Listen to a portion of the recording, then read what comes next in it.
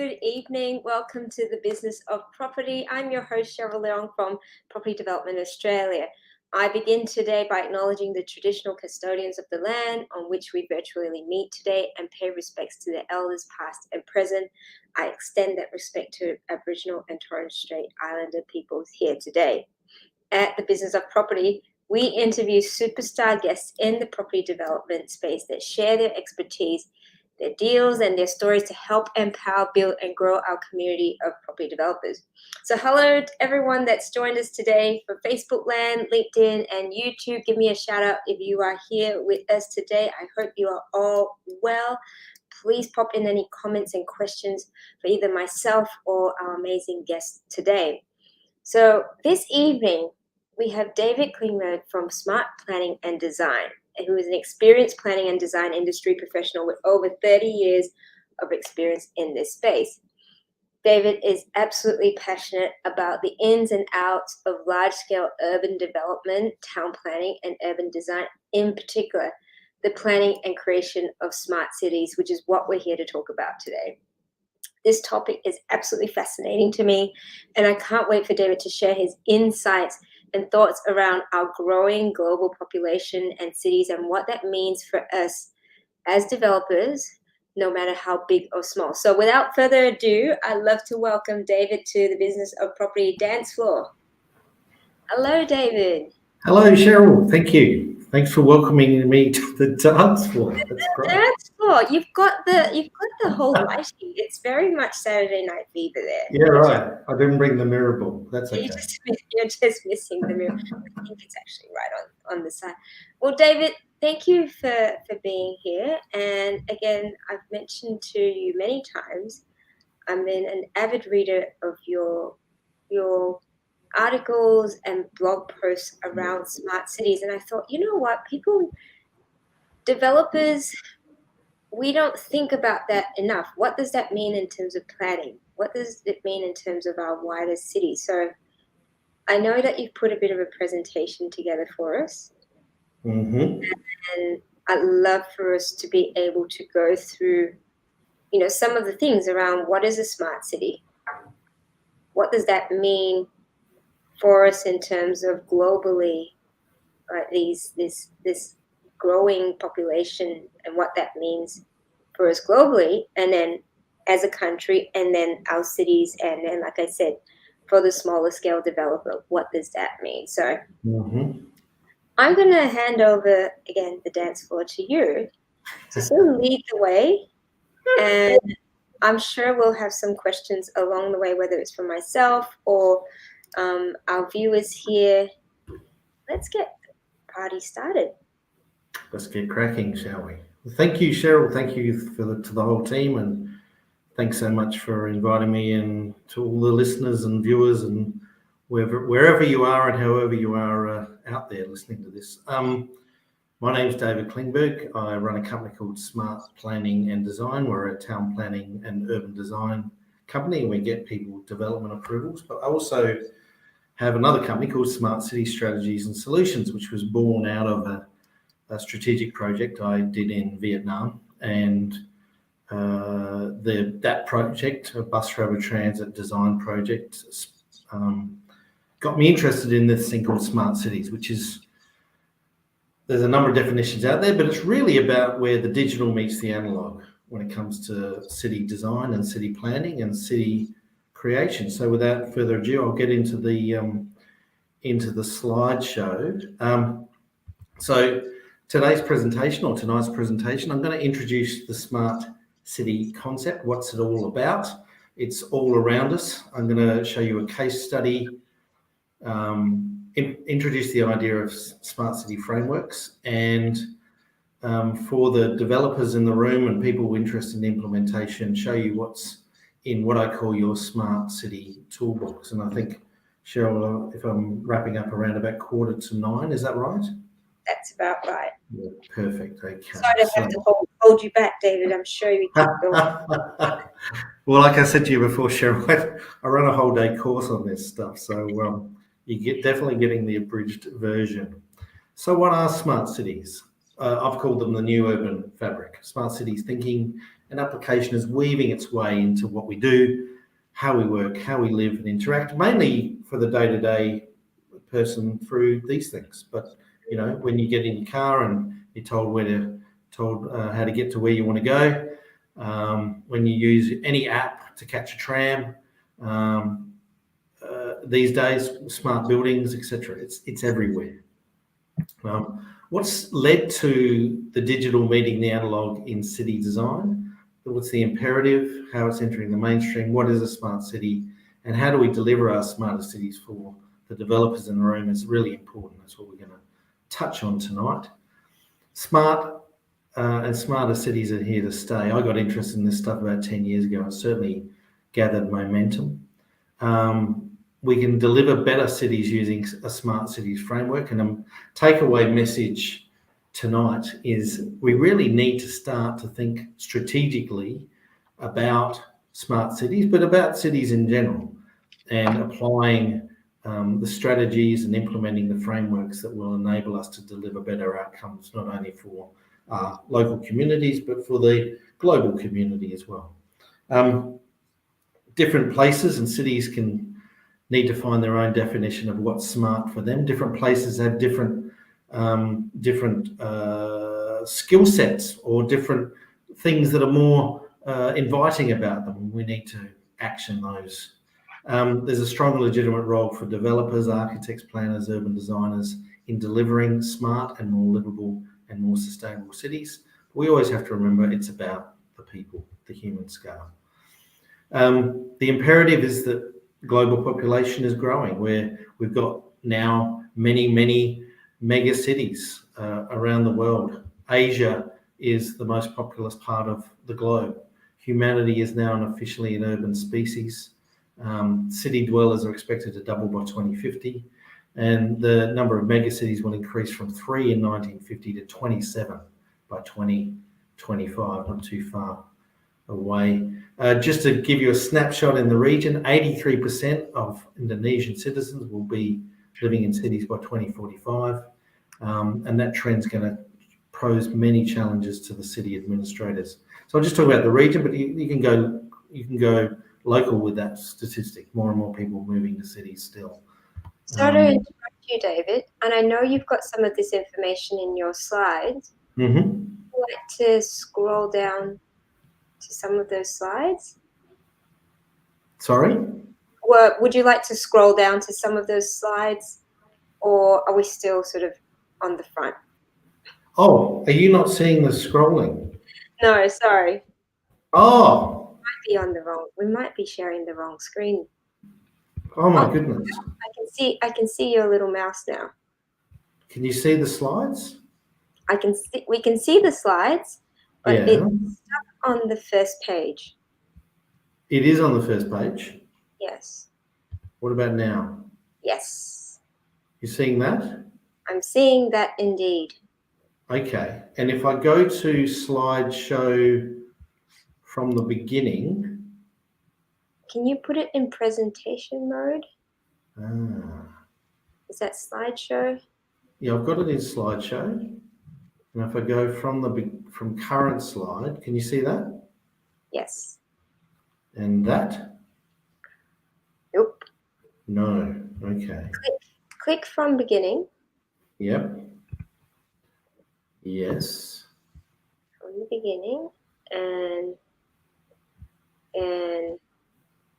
there should be something probably at the bottom that says, all right, I believe it's that little rectangle, little square thing down the bottom.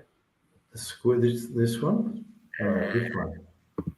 Bottom right. From the beginning? Yeah. That's all right. We can stay here, and then you can just click on the individual sites on the left, so we can still see your presentation. Yeah. Can you? Yeah. I think let's do that. That's good. That's good. Let's do it.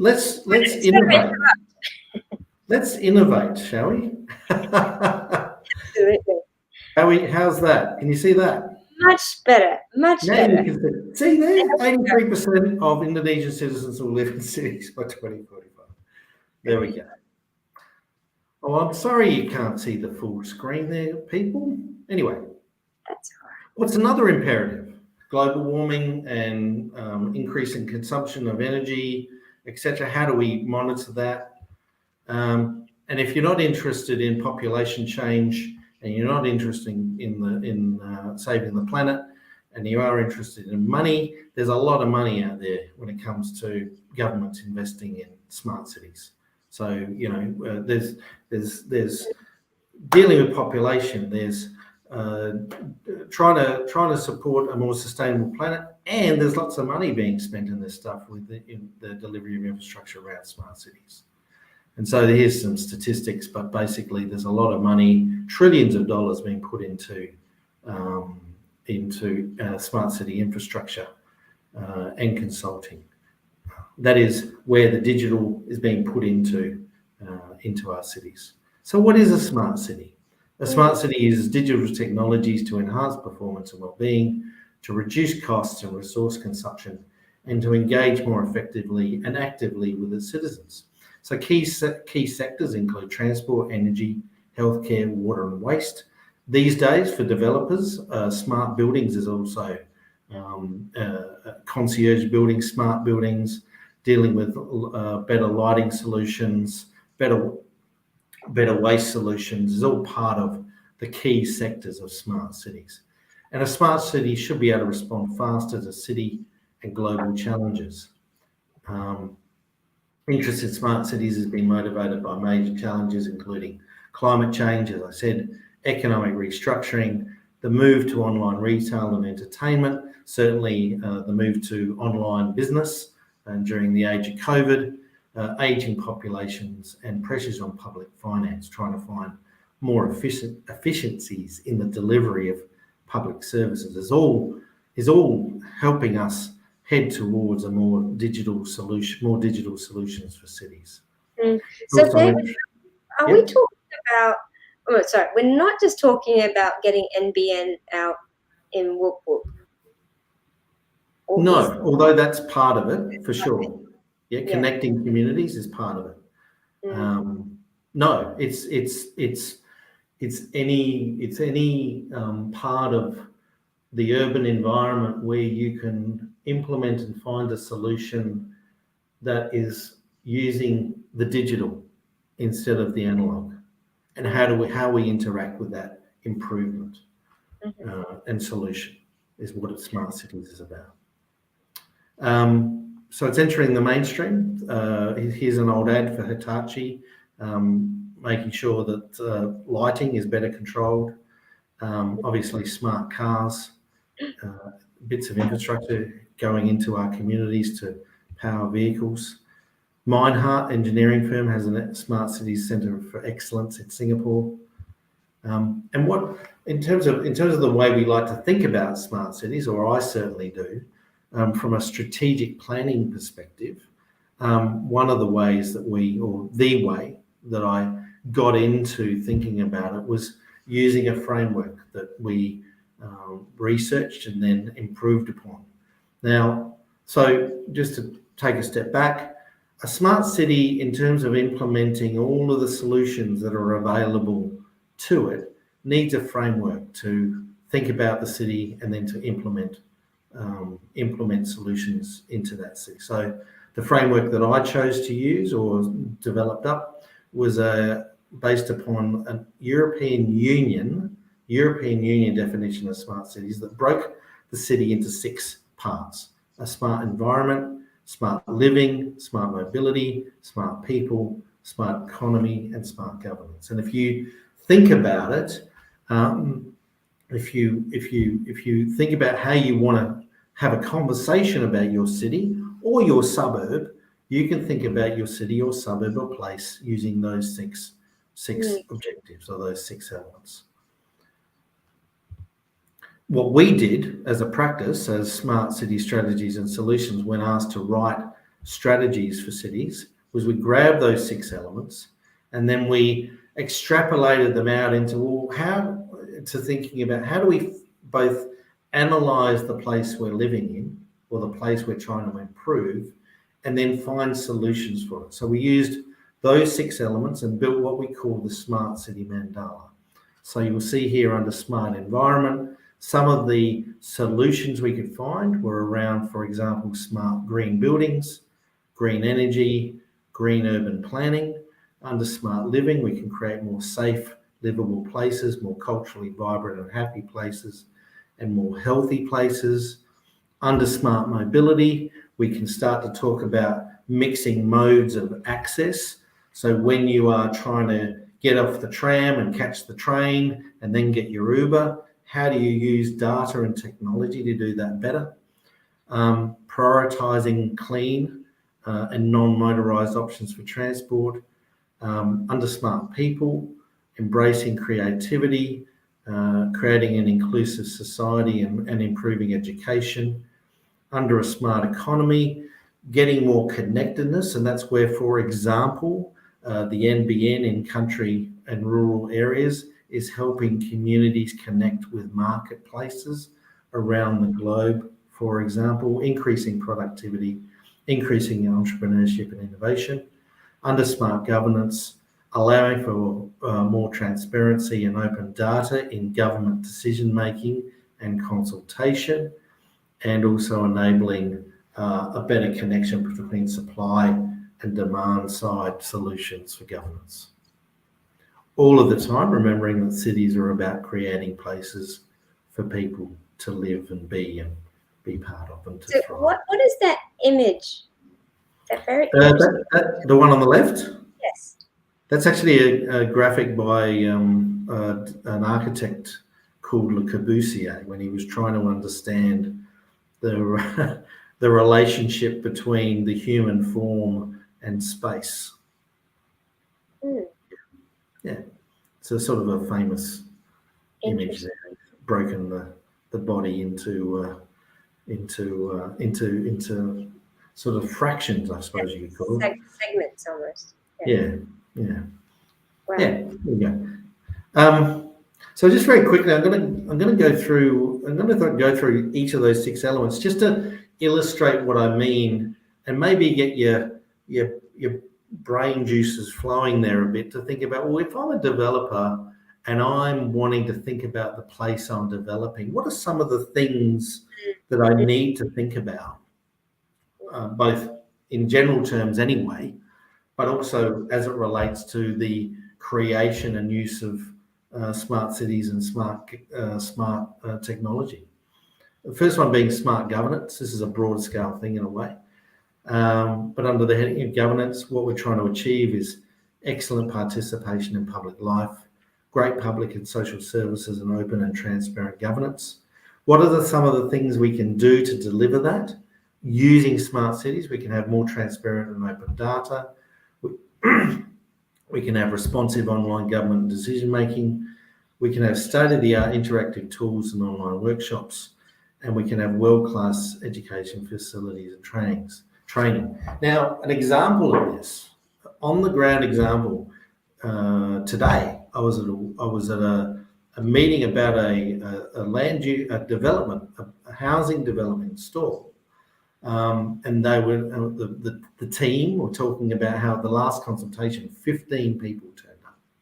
Right, 15 people came to a consultation to talk about the growth of their city, and in particular a particular part of the development of their city.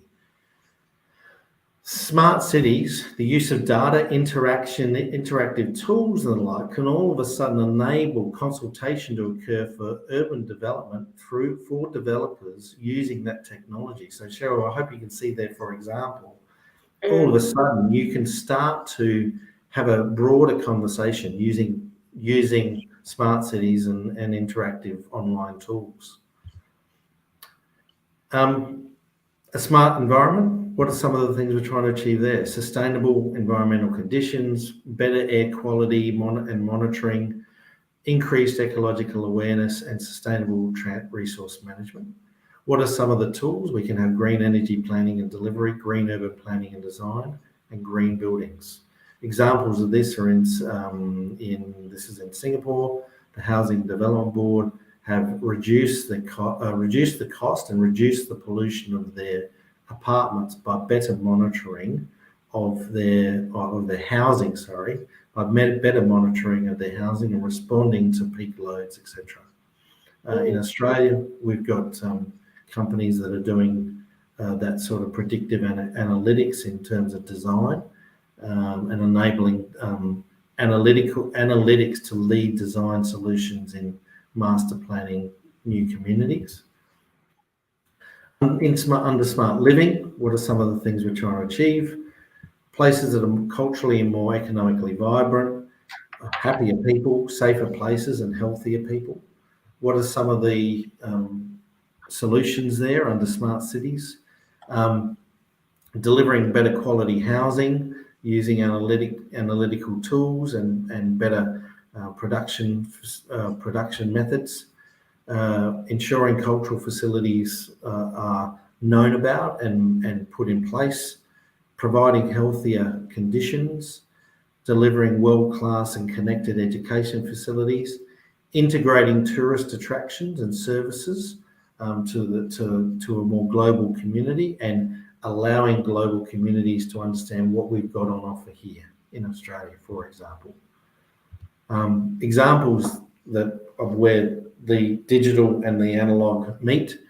This is an image from in front of Notre Dame Cathedral at its 500th anniversary. Now, you might think, well, what's that got to do with smart cities? Well, globally, the events that occurred in front of the Notre Dame Cathedral at its 500th anniversary was able to be advertised through digital interactions, which meant that a broader, larger global community could understand what was going on in the city of Paris to celebrate the 500th anniversary of the cathedral. Now, imagine that at a more local level where you're trying to increase economic activity in your new development area, and how you can use digital technology and new technology to celebrate the things that are happening in your area.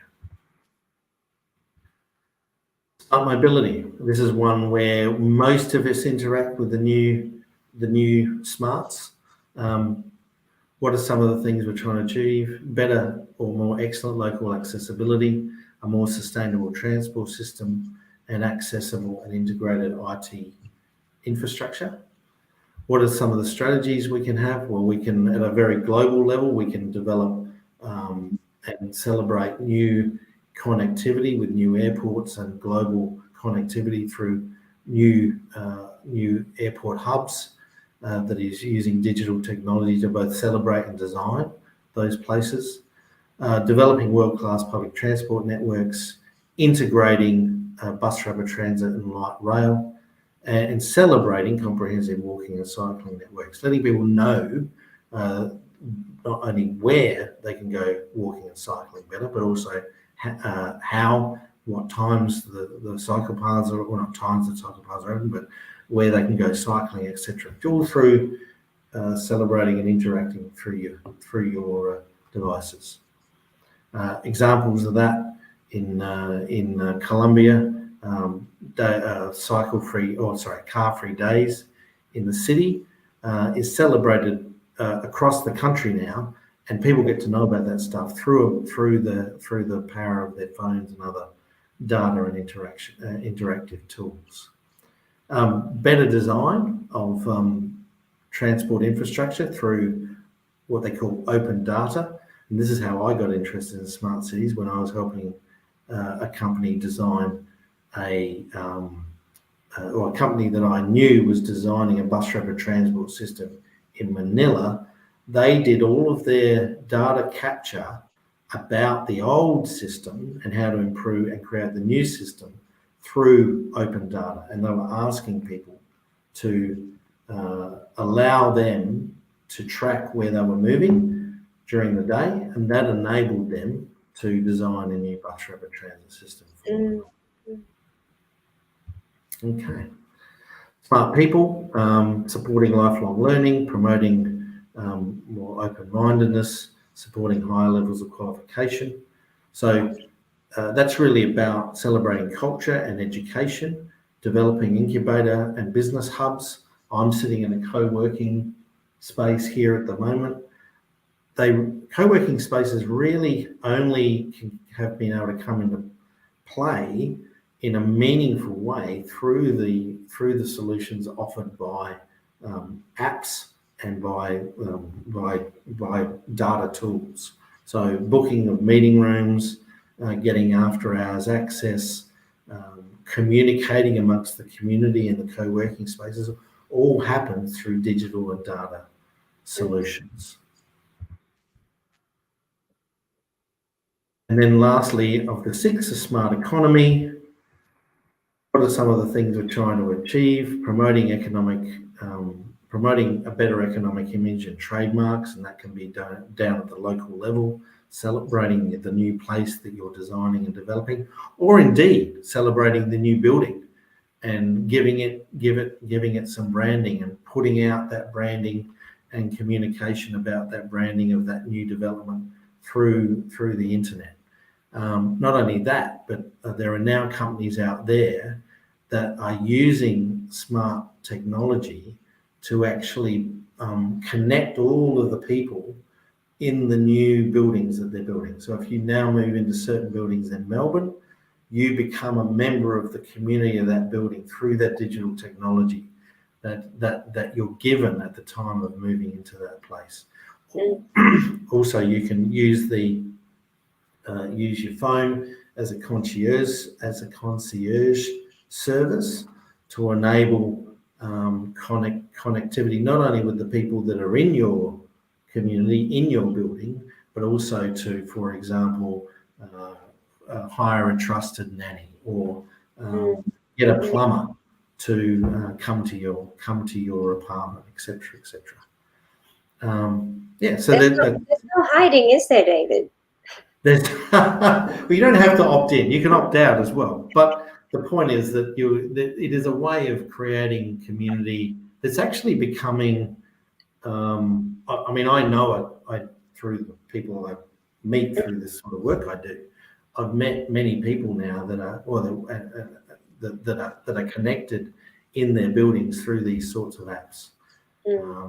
And some people would argue it's not necessarily a great thing. Other people think it's a fantastic thing. But the one thing I do know is the companies that are set up to do this sort of work are actually getting great traction in the marketplace. And I think probably moving forward, if you are a serious developer about building your communities within your buildings and selling space in your buildings, then that's something you're going to have to offer. Yeah. So at what point are we talking about people and microchips in their arms? Because that's a real thing too. Yeah, I think you'd be talking about it when people want it to happen, probably. Yeah. We're not talking about it now, that's for sure. Yeah. I'll gloss over this because the case study that I use the most is the Newcastle Smart City Strategy that I wrote for the Newcastle for the Newcastle City Council. And I wrote that back in 2016. It was adopted in 2017. And we also, my collaborators also worked on some projects in China. And it was that project that led to the creation of my company, Smart City Strategies and Solutions. So just to very quickly talk about the process we went through. We had an 8-step process. We assembled a great team. We used the Smart City Mandala to both get an understanding of the city, but also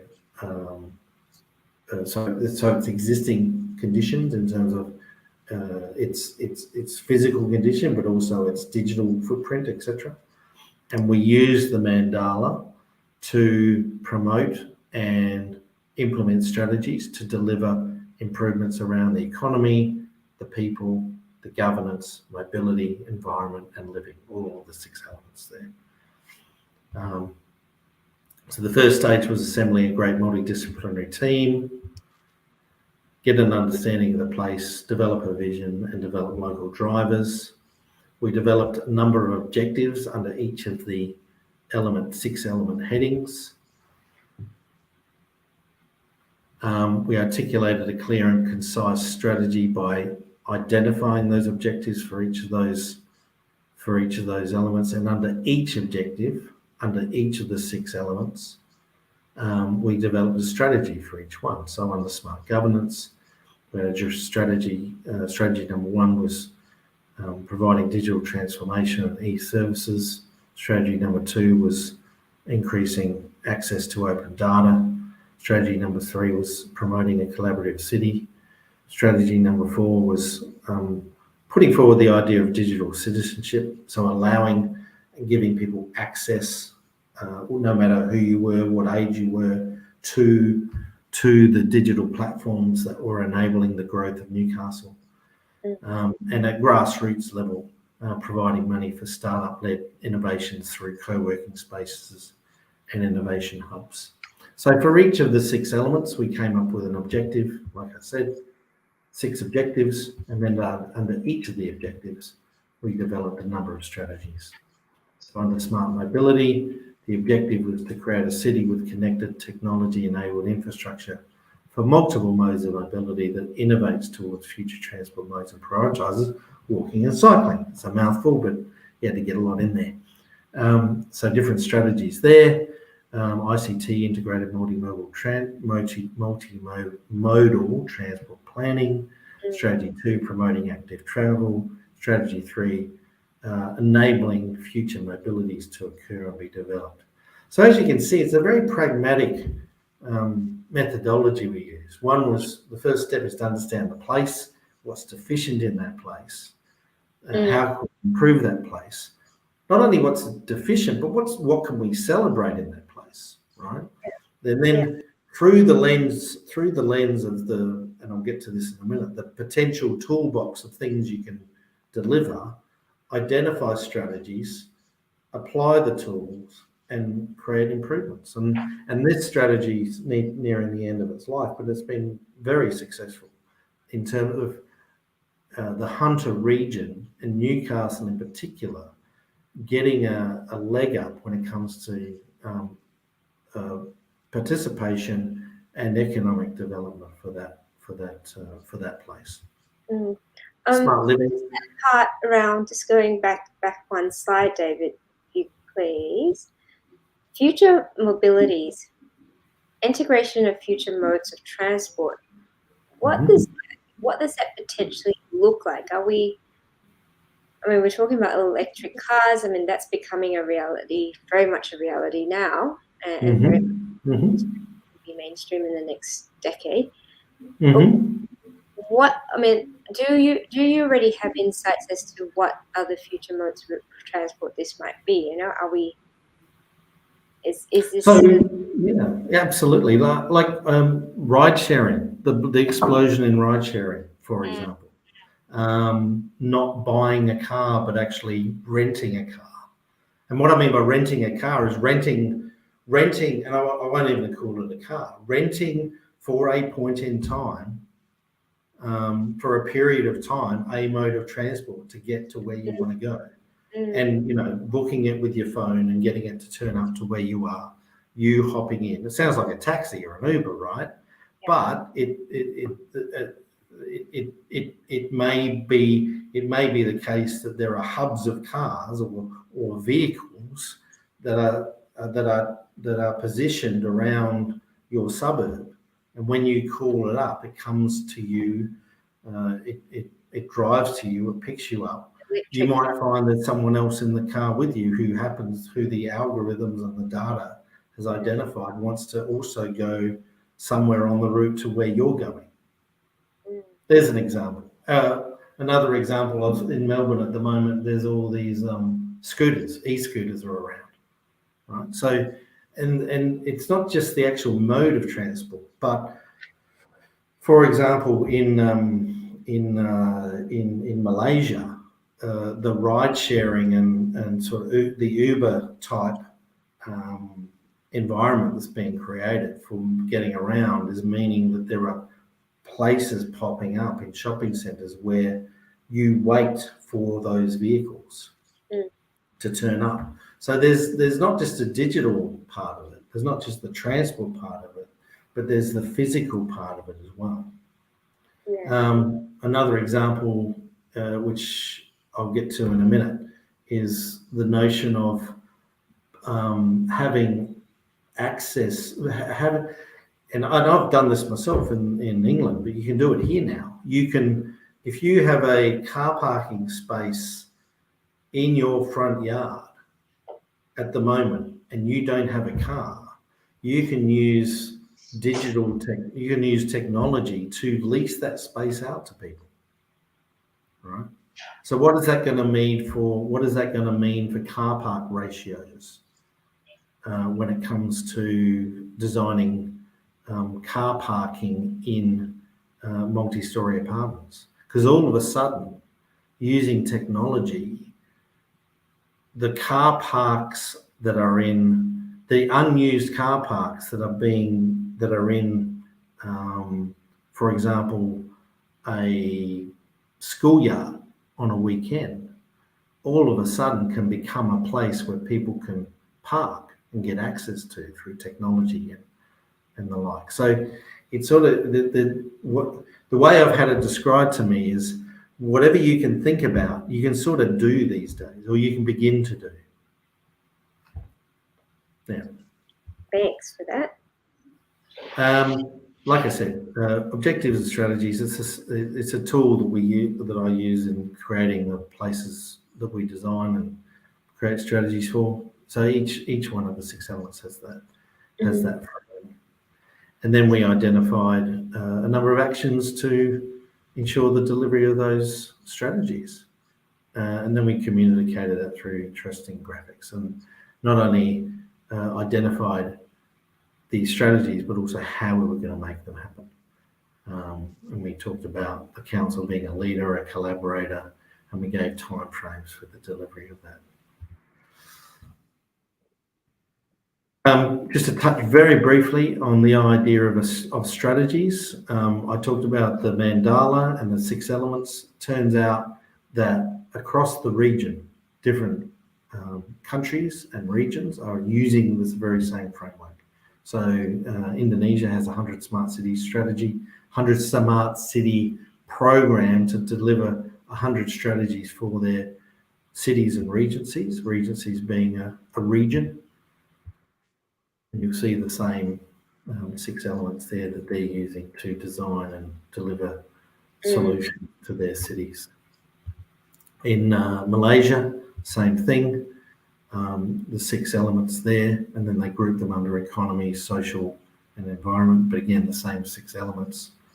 So there's a language that's been developed over the years to enable both the thinking about their cities and also the implementation of solutions in the cities.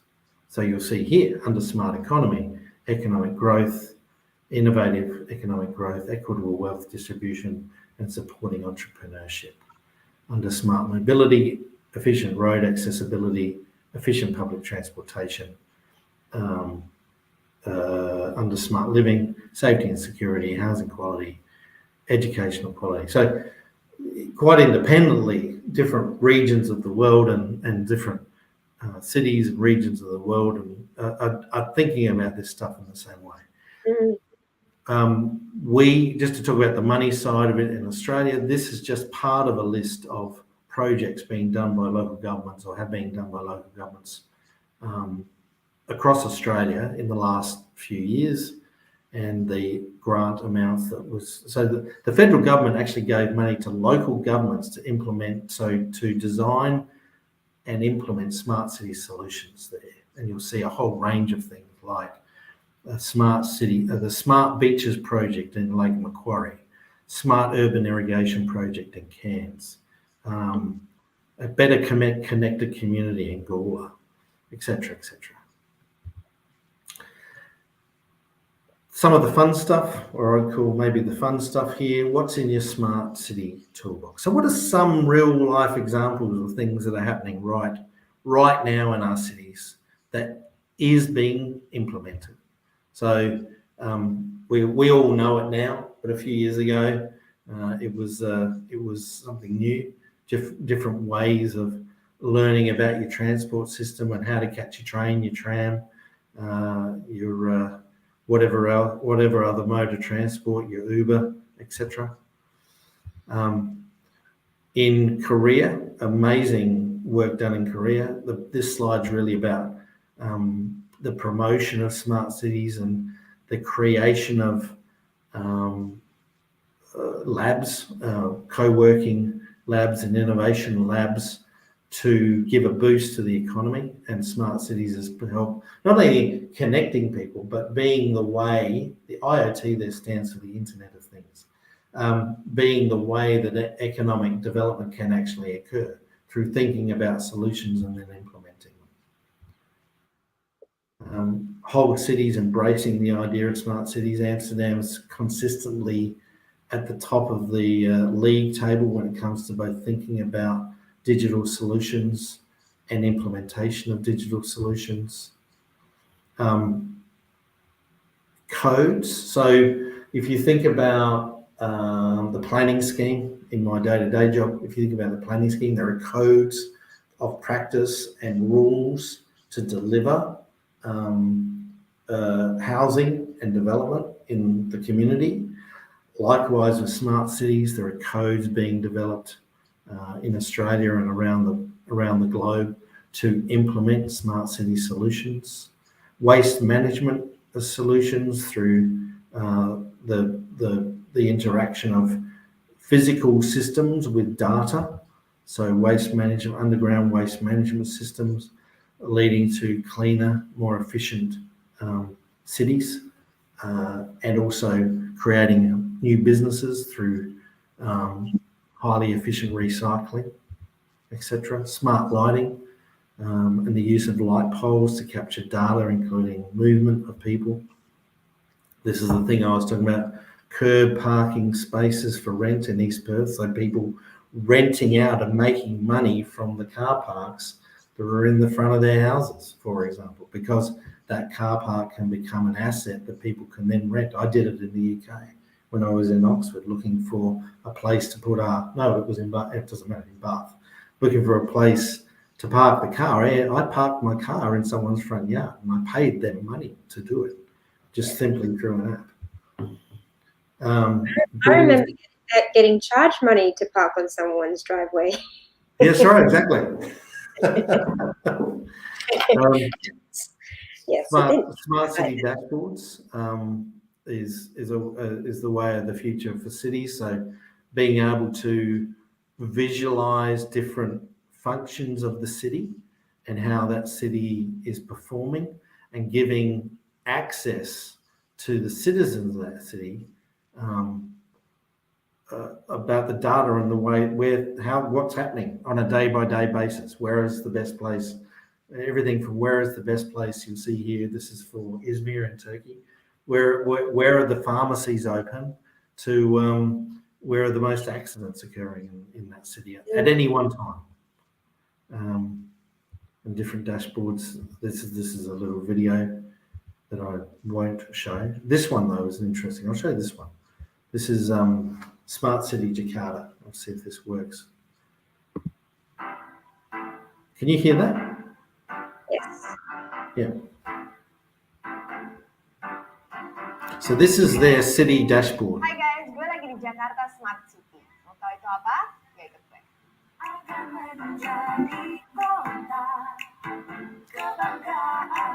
Sorry. Kenapa ada Jakarta Smart City?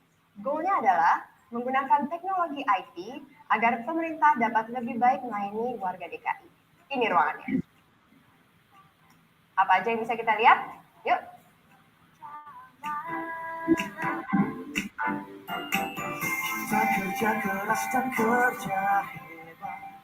Pengaduan. Di sini bisa dipantau. So this is about waste management, where you can report waste in the streets, and they'll send out crews to clean it up. Data dari waste juga dianalisa untuk bahan pertimbangan kebijakan lalu lintas. Info pangan. Bisa lihat harga pangan terupdate dari pasar-pasar di Jakarta. Info rumah sakit. Bisa lihat jumlah kamar kosong. Jadi, Kalau ada pasien yang mau dirujuk, bisa dicek dulu. APBD, di sini bisa lihat anggaran. So here's statistics about the city. Dan masih banyak data lain. Access to hospitals, so I'll identify which is the best hospital to go to at any one time. So live data about the city, how it's performing, but also access to services around it. Untuk kedepannya akan lebih banyak data yang akan diintegrasikan. Berarti akan lebih banyak data lagi yang akan mudah diakses oleh warga DKI.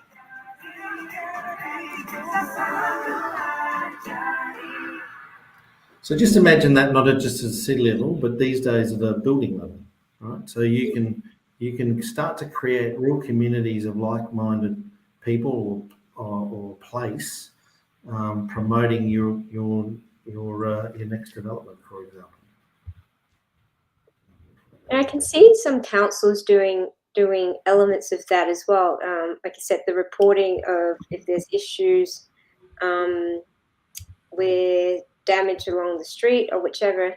I know there's an app that I can click on the photo and council will hopefully send their crew out. Yeah. So in Germany, sorry to interrupt, David. There's a question here. I think it's from David, another David. Why does Brisbane City Council not support rooftop gardens when it can satisfy efficient use of space? I don't think it's just Brisbane City. I don't. Do they not support rooftop gardens? That's a good question. I don't know. I don't know. But I don't know a lot of councils that support rooftop gardens. But I don't think I don't know what a rooftop garden is. Is that on a flat roof where there's a garden with access from a stairwell or stairwell? I'm assuming, yeah. I'm surprised they don't support rooftop gardens. Put it that way. No. I suspect there's a whole lot of different safety issues around that as well. Yeah. Rooftop. So I'll just talk about local governments. Like Australia is a bit lagging behind. If you look in Germany, for example, what they've done is they've put a heap of sensors on their waste trucks. Okay. And the sensors can tell where the potholes are developing in roads and where the cracks are, right? Mm. And without any intervention through algorithms, as the trucks drive around the cities or the villages or whatever, they're sensing where the gaps are beginning to show. And instead of in the bitumen, right? And instead of waiting for someone to report it, the data tells their either their contractor or their depot to go out there straight away to fix the thing up. And of course, if you leave those potholes to get worse, they get worse, right? That sort of makes sense. Stupid thing to say, Dave. But my point is, if you leave it too long, it costs a lot more money to fix if you leave it than if you get to it straight away. So it's saving cities collectively millions and millions of dollars because the problem isn't allowed to get worse. Worsen. Yeah. Another question here. We've got a few more questions coming up. Are smart cities more an element of being environmentally friendly, or does it also include use of other technology? I think inherently smart cities are more environmentally friendly because there's that old adage, if you can measure it, you can improve it, right? So, apart from mobility, the trends that I've seen that drive the implementation of smart solutions is the environment. People wanting cleaner. So that list of projects, for example, that the federal government gave money to local governments for, in that list for lawn system, was to clean up the water quality of the 𝐃𝐚𝐯 River.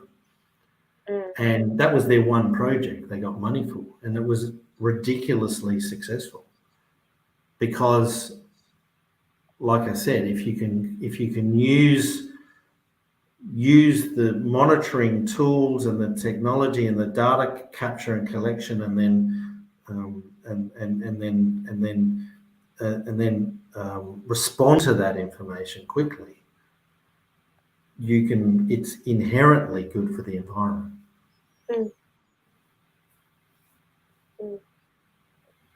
So we've got another comment here. I think in France or one European country, it's mandated to have rooftop gardens in all commercial buildings. So Yeah. we're all about the rooftop buildings. Those French are good, right? They're good. They're good at doing stuff like that. Absolutely. So they've got very green cities. Yeah, and you're right. We're a bit slow in implementing that in Australia. My question is, and I think all of this is really great to learn. For the next slide's about what's your own smart city solution for particularly the small to medium scale developer. How can we actively or practically apply these elements into our developments? Because in my mind, I'm thinking it needs to be from at least a state of, it needs to come from federal, the state and then the government. Like, how much of an impact can a small or medium developer have in implementing or actually utilizing this in planning their own developments? I think huge. I think it depends on where you are, which point of view you're coming. Depends on where you're coming from, right? So let's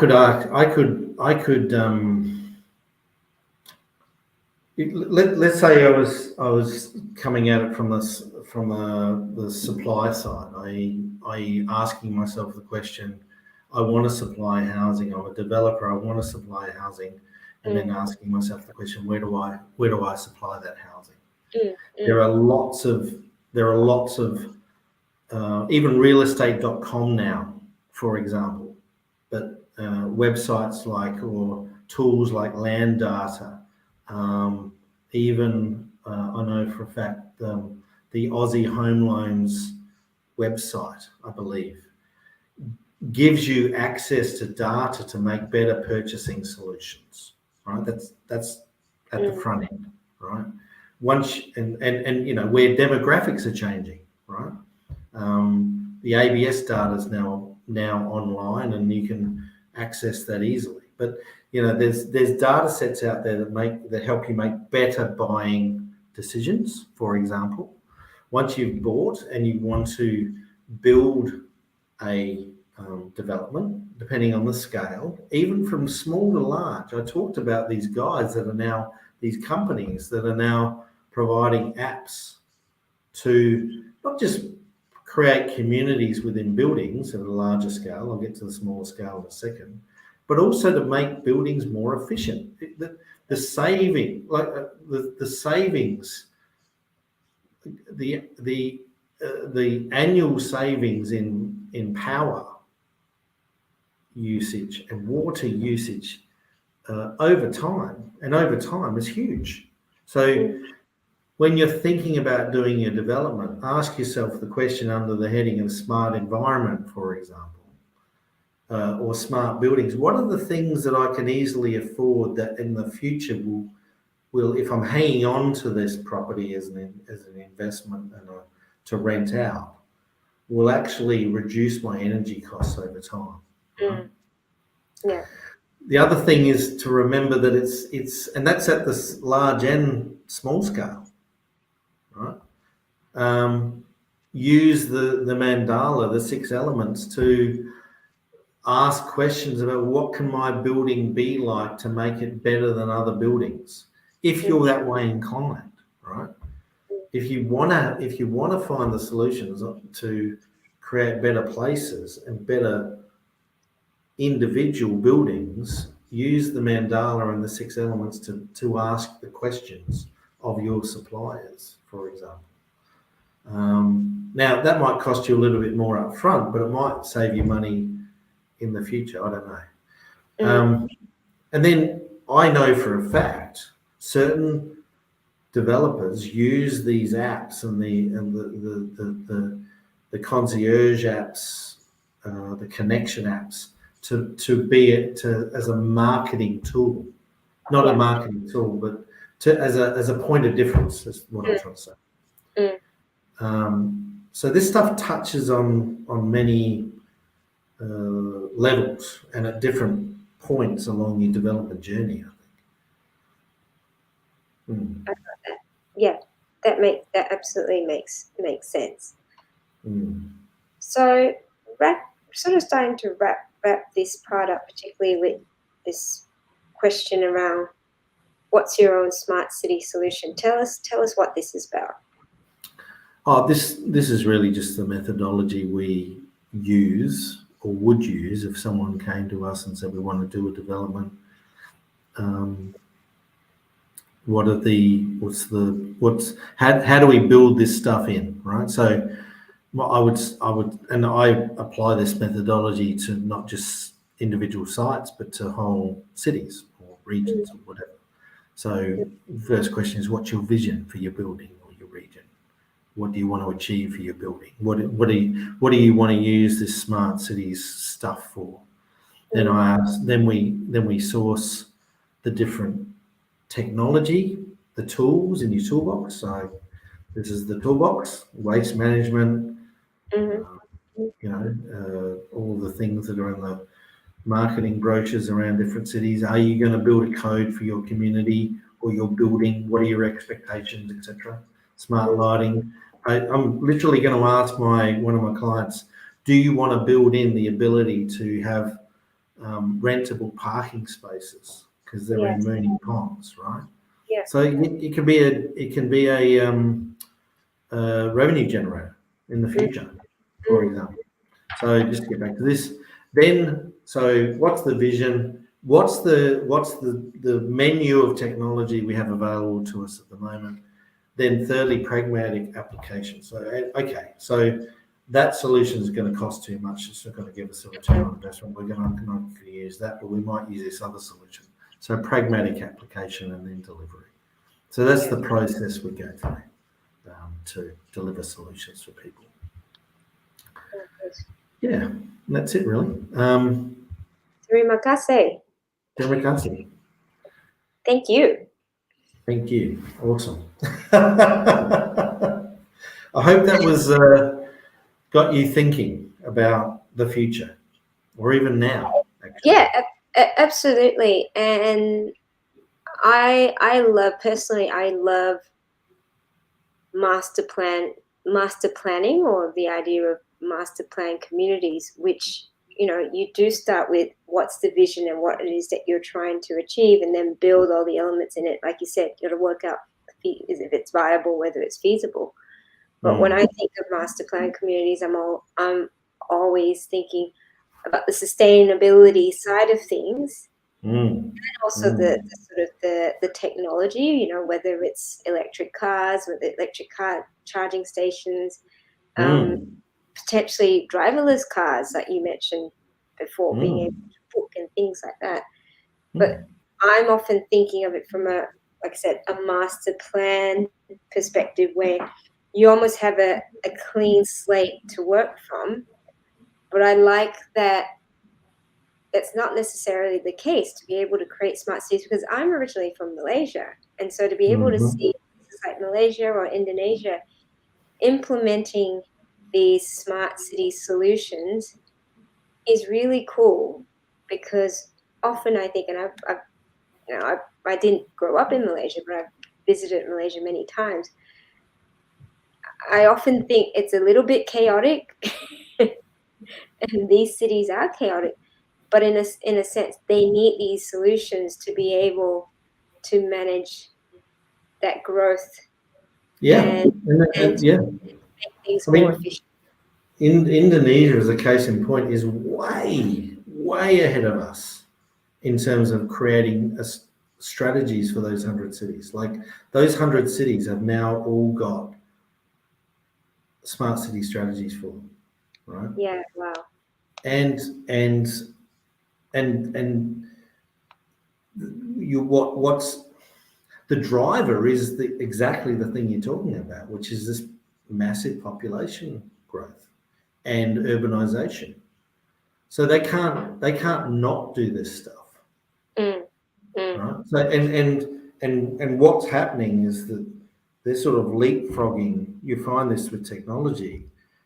The solutions are leapfrogging the traditional solutions we had. So, for example, having to walk or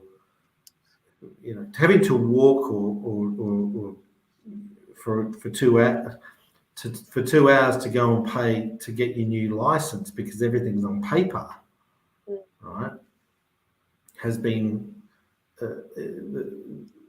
governmental solutions are now being wheeled out, it's the wrong term, to people at a fast rate and very efficiently, right? So I haven't described that very well, but my point is that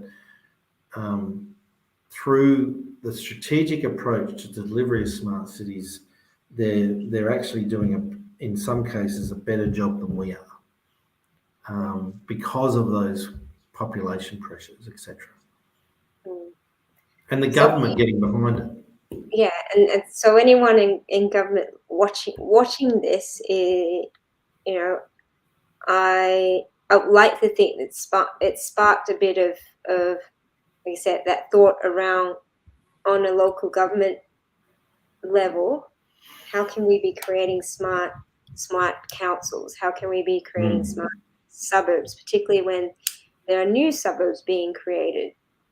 We're seeing all these rezonings that are happening and all these, new suburbs being rolled out. But I sort of think there's not enough of that smart city planning in those suburbs. Have I got 2 minutes to talk about that for a sec? 2 minutes, yes, of course. So some of the problems we're facing with housing in growth areas is occurring because of and this is happening in Armstrong Creek in Geelong. I know this for a fact. The local government can't keep up with the provision of infrastructure to sites that would become developable sites if the sewerage and energy connections and water connections were there, but they can't keep up, right? So what smart cities and smart digital technology could allow for is, for example, localized service provision of energy and waste infrastructure that would take away the reliance on state and local government to do that, right?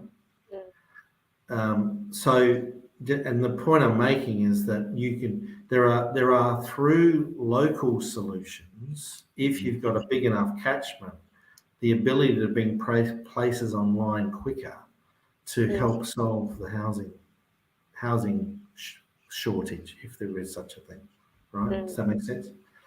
And that's what they're doing in Germany, for example. Local combined heat and power plants and local waste management plants and local energy plants are being built to service local communities. And the scaling of it to the local, as opposed to a broader scale, which is the model we've got here, is now more possible through these solutions.